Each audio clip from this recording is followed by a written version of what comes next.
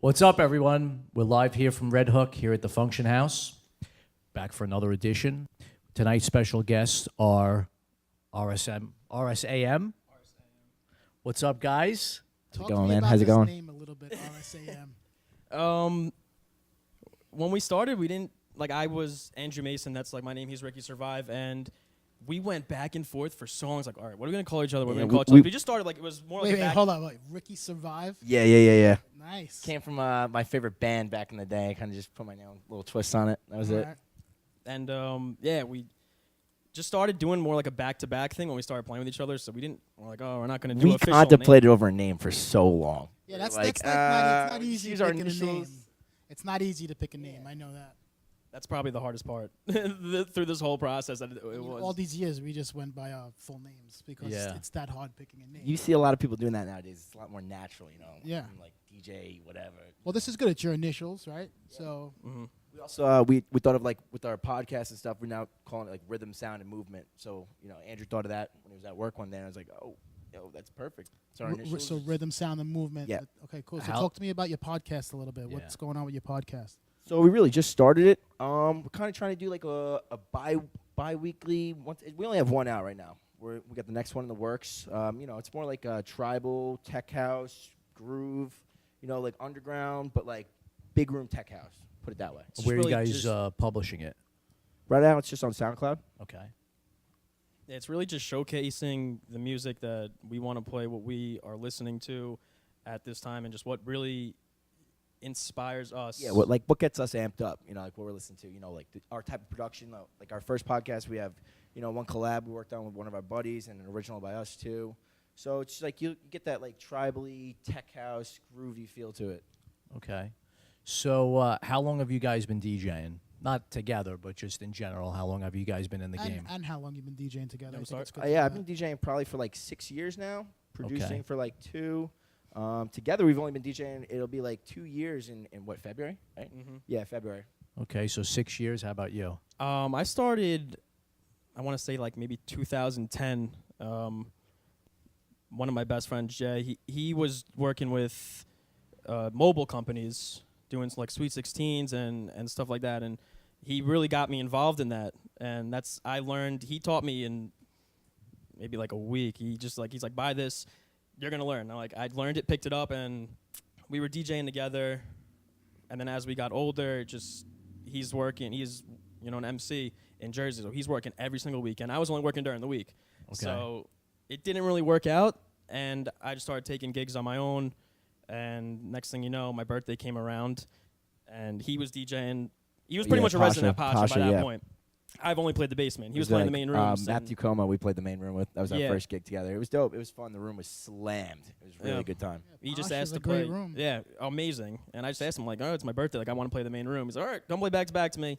And then we just crushed the room, and it was to the point. That's where this whole thing came about, was in Pasha. Yeah, originally, besides like my kitchen or my basement, from like back in the day, I was like, hey, come over and play with the CDJs on the weekend. I was like, Andrew's pretty good, damn. Like, Andrew showed me all these different records. And I'm like, all right, this little kid's got taste. Like, We had so- totally two different types of Yeah, genres like I when we started off too. spinning dubstep, man. I used to play only dubstep. Like I got into the scene because of Skrillex. Like, I couldn't get booked anywhere. People didn't want to hear this crap.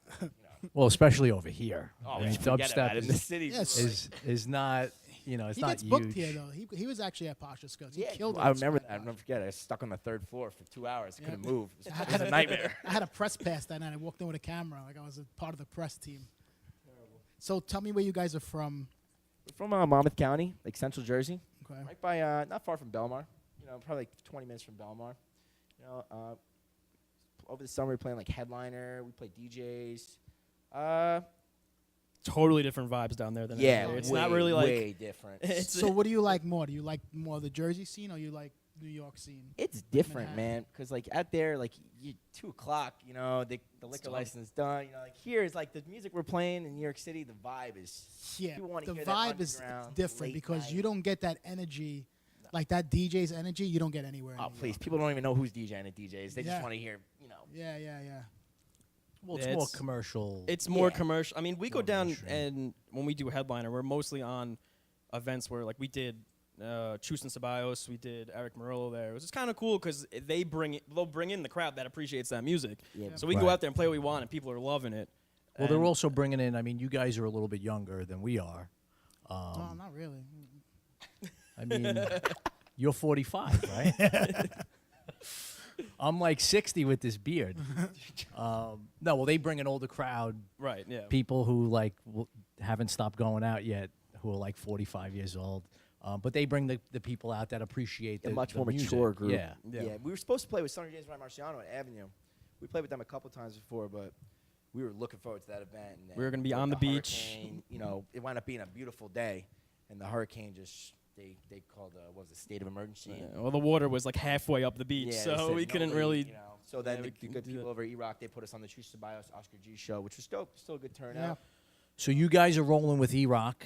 E-Rock puts us on a lot. And yeah. they do a lot of dope parties. Yeah, they do. They throw a So lot of parties. they're actually getting behind you guys. So they must believe in you guys. They're good people. So that must feel great to actually have somebody that's putting you guys on. You know, we tried to get on board with them for so long too, and So how'd you hook up with them? Because Errol's a little tough to work with. yeah, I mean, we had, you know, I had a couple friends, you know, let them know, yo, we shot them an email, let them know, and I'll never forget. Errol was like, you know, how many people I get that's told me we're residents. Of Boston? I was like, Yeah. all right, man. You gotta love that. Give us a shot, Oh, you he's know, great. like- He's great. And then we played Murillo on 4th of July. We brought out like 150 people, and they were like, all right, cool. And it was great. The party was awesome. We played with Manny Greek too, and it was fun. It was a good time. Yep.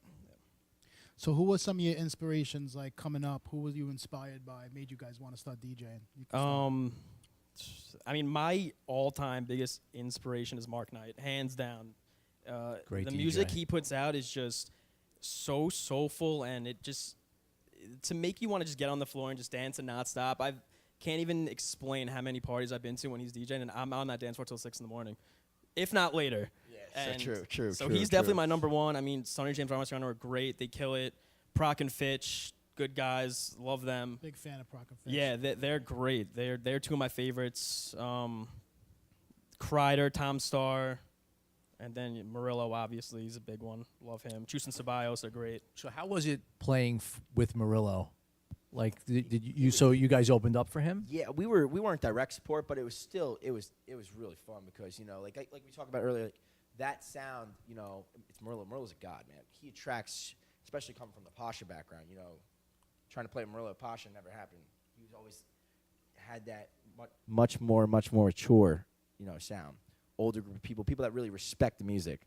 But it was great. It was you know, and that was our first big show down the shore, so it changed a lot of things for us. Oh, yeah. It's cool. Let's talk about production. You guys got tons of tracks that are coming out. Yeah, we're probably gonna play like 3 tonight. We got a good 3 only? I heard you have like 15, 16 tracks. Like, we got a bunch. We're gonna play good three originals by us. this is the place to show the tracks. Like, All you right, should be maybe we'll playing. play a couple more. We got some. We're gonna crank some stuff out. Yeah, this is the big platform here at the Function House. So you know? what are you doing with your tracks? How do you get your music out? What are you working on? What type of equipment are you working with? So right now we're using Ableton. You know, getting our music out. It's like right now we're just reaching out to a bunch of different labels. You know, I'm not gonna say which ones because, you know, we don't want to interfere with anybody. But, you know, it's in the works. You know, different collabs with people too. They have different ideas, different connections with other labels we want to send it to. But most importantly right now, it's just, you know, just in the studio every day, cranking them out, no matter what. You know, even if you write a bad record a day, it's at least you're in there working, you know. So you guys are doing this full time. For the Pretty most much, part, yeah. You know, like he'll get off work, come to my house, we'll get it cranking. You know, like we're in the process of renting our own studio spaced out right now and building our own room just so, you know, we're not in the basement of my house where, you know. Plus, that's good because when people come into town, you could have them at the studio. Exactly, and we're talking like somewhere down the shore, like right down the road from Headliner. So, you know, we could bring different, you know, like we could bring different people to the spot.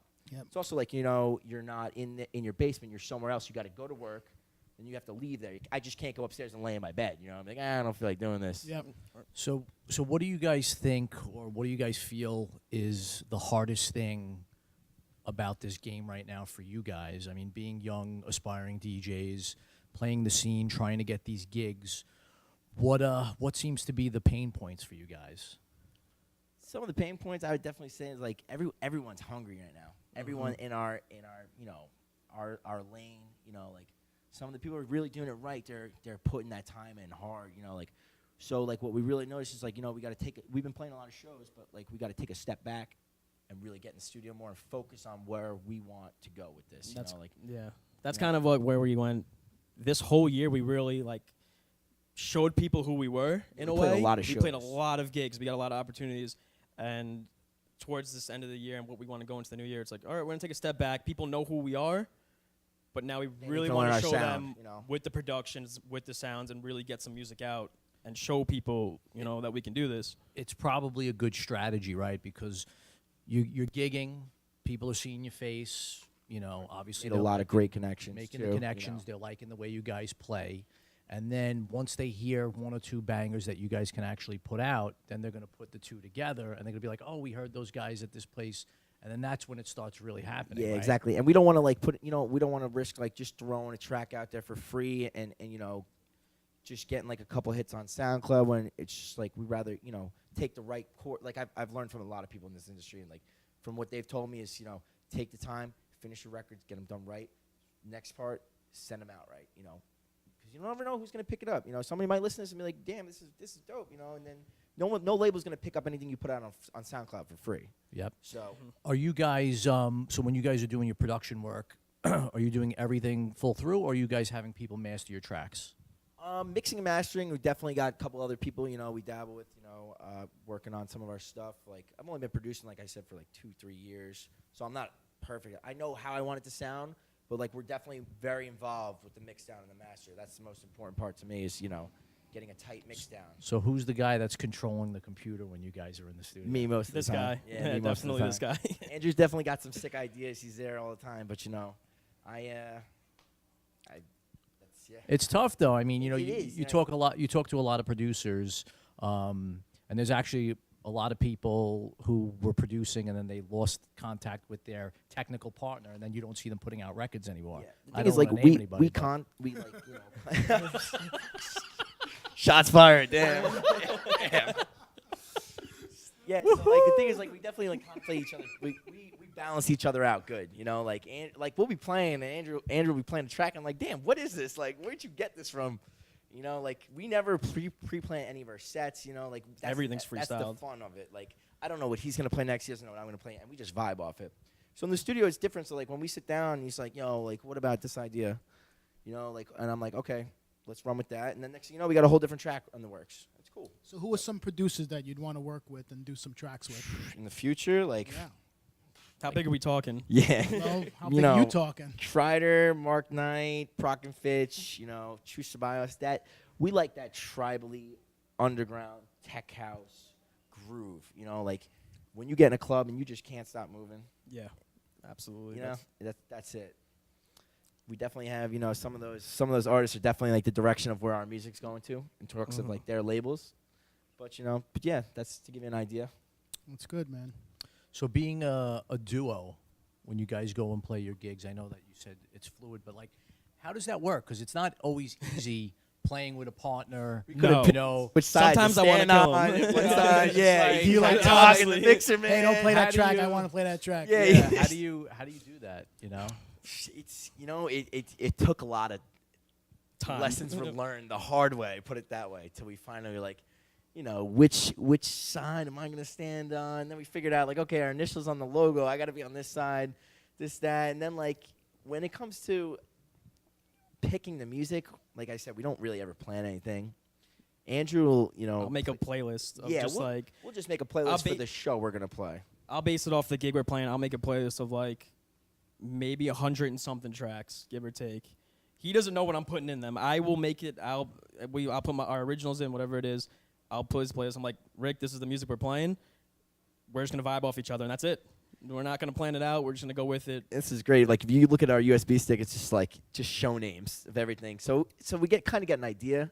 Like okay, we play this with Murillo. This will obviously work with with Chus. So you know it's all fun. Like that's to me that's the most fun is when I'm like, all right, let's see what Andrew's gonna play next. So do you stay with your stick and you stay with your stick? He don't. We use one stick. Oh, one We stick. use Yeah, one now stick. it's You on know one why? Because stick. one time we were using 2 different sticks, and I played the same track he played like 2 tracks later, and because it didn't highlight on the USB Oh, stick. yeah, Yeah. yeah. So I was like, oops. Yeah, That's the yeah. lesson learned. That's exactly what I was need like. I the don't think anyone protection. noticed though. No, No, I don't definitely think so. Probably not. wasn't But he vocal, noticed. He you was like, guys. yo, I are you noticed, kidding so me? that's what's important. I noticed it. Well, we had Dirt Caps on the show. I don't know if you saw that show, the duo from Amsterdam, and they were pretty fluid as a team, you know, playing together, and they only played off of 2 decks, and it was pretty nice to watch them flow as a team, and you know they were jamming. So you know And that's tough to do because every show that we play, to have 2 decks with 2 people is so tough. You don't know what you're gonna pick out next. You know, like that's what that third CDJ is best for. Is like, you know, 2 is like it's doable. Don't get me wrong. 4, yeah, that's perfect. That's perfect. 3 is like, you know, the sweet spot because he's mixing the track into the track that's playing. Now when I'm standing there like, you know, all right, kind of looking awkward. Kind of don't know which track I'm gonna play next. At least you could be like mixing in the next track. what do you guys do when there's only one CDJ? break out my iPhone. Break out my iPhone and plug it in to the aux. That's in the when you back throw somehow. that mix. Yeah, Yep. yeah. But yeah, definitely like when 2 dudes like Sonny James and Ryan Marciano, when we watch them DJ, those dudes are always moving. And I'll never forget when we took over for them at Pasha the one time after the Sex Man H party. We stepped up to the decks and these dudes don't even have wave lanes lined up or anything. There's nothing. We're just like, oh, this is how it's done, man. Those guys do it proper. Yeah. So let's get truth right here. Biggest disaster playing a gig. What was your biggest disaster? That's tough to say. I mean, Yeah. I don't know the exact gigs, but we've had times where like the CDJ will someone will hit the play button, so Oh, that's yeah, automatically yeah. you know that's off. That's so awkward. I mean, not as bad. I know people who have, you know, shouted out Webster Hall at Pasha. We never did anything like that. No, oh, no, what's up, no, Webster no, Hall? Like, no. yo, you're at Pasha. Relax, dog.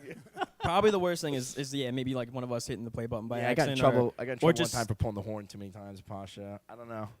Oh, Jared. Every No, James Powell yelled at me. He was like, "Yo, what are you doing?" I was like, "Man, You're like super yanking it to the- excited, yeah. right? Probably Yeah. held it I for would've 30 been doing the seconds. same Everybody thing in if there it was was like, on. "Yo, are you kidding me?"